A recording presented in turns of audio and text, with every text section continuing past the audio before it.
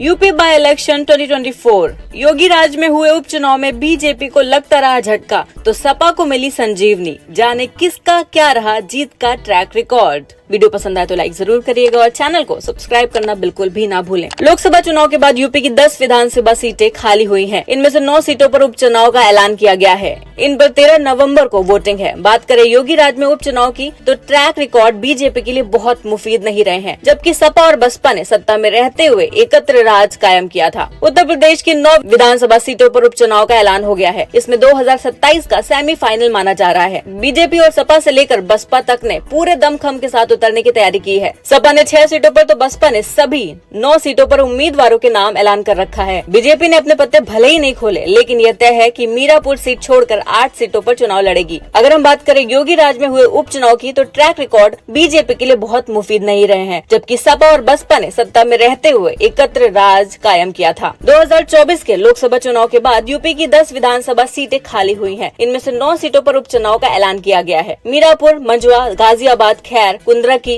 करहल, सीसामऊ, फूलपुर और कटहरी सीट पर उपचुनाव है। यहाँ 13 नवंबर को वोटिंग है। मिल्कीपुर सीट पर चुनाव की घोषणा नहीं हुई है। इस तरह बीजेपी उपचुनाव में अपनी 3 सीटें बचाए रखने के साथ साथ सपा के कब्जे वाली सीटों पर कमल खिलाने की जुगत में है, तो सपा भी इसी फिराक में लगी हुई है। बीजेपी को 2 सीटों का नुकसान उठाना पड़ा। यूपी में योगी सरकार के आने के बाद से उपचुनाव के ट्रैक रिकॉर्ड को देखें तो बीजेपी अपनी कई सीटें बचाने में कामयाब नहीं रही। योगी सरकार के पहले कार्यकाल 2017 से 2022 तक देखें तो विधानसभा और लोकसभा की 23 सीटों पर चुनाव हुए, जिसमें बीजेपी ने 17 सीटें जीती और सहयोगी अपना दल ने 1 सीट जीती, जबकि सपा ने 5 सीटों पर कब्जा बनाया। बीजेपी के पास 19 सीटें थीं और घटकर 17 पर पहुंच गईं। इस तरह बीजेपी को 2 सीटों का नुकसान उठाना पड़ा। अपना दल के पास 1 सीट थी, जिसे बचाए रखने में सफल रही। सपा और बसपा के पास 2-2 सीटें थीं, लेकिन उपचुनाव के बाद सपा की 5 हो गयी। सपा 2 सीटें बीजेपी से और 1 सीट बसपा से छीनने में कामयाब रही। इस तरह उसको 3 सीटों का फायदा मिला था। कानपुर और लखनऊ कैंट सीट पर उपचुनाव। योगी सरकार बनने के बाद सबसे पहले गोरखपुर और फूलपुर लोकसभा सीट पर उपचुनाव हुए थे। 2014 में ये दोनों ही सीटें बीजेपी जीतने में कामयाब रही थी। फूलपुर से केशव प्रसाद मौर्य सांसद थे तो गोरखपुर से योगी आदित्यनाथ सांसद थे। उपचुनाव में बीजेपी ये दोनों ही लोकसभा सीटें हार गई थी। सपा ने यहाँ जीत दर्ज की थी। 2018 में कैराना लोकसभा और नूरपुर विधानसभा सीट पर उपचुनाव हुए। बीजेपी कैराना लोकसभा सीट पर RLD से हार गयी और नूरपुर सीट पर सपा को जीत मिल गयी। साल 2019 में हमीरपुर विधानसभा सीट पर हुए उपचुनाव में बीजेपी ने जीत दर्ज की। इसी साल कानपुर और लखनऊ कैंट विधानसभा सीट पर उपचुनाव हुए हैं और ये तीनों ही सीटें बीजेपी जीतने में सफल रही। 2019 में प्रतापगढ़ विधानसभा सीट पर भी उपचुनाव हुए थे, जहां पर अपना दल ने जीत दर्ज की थी।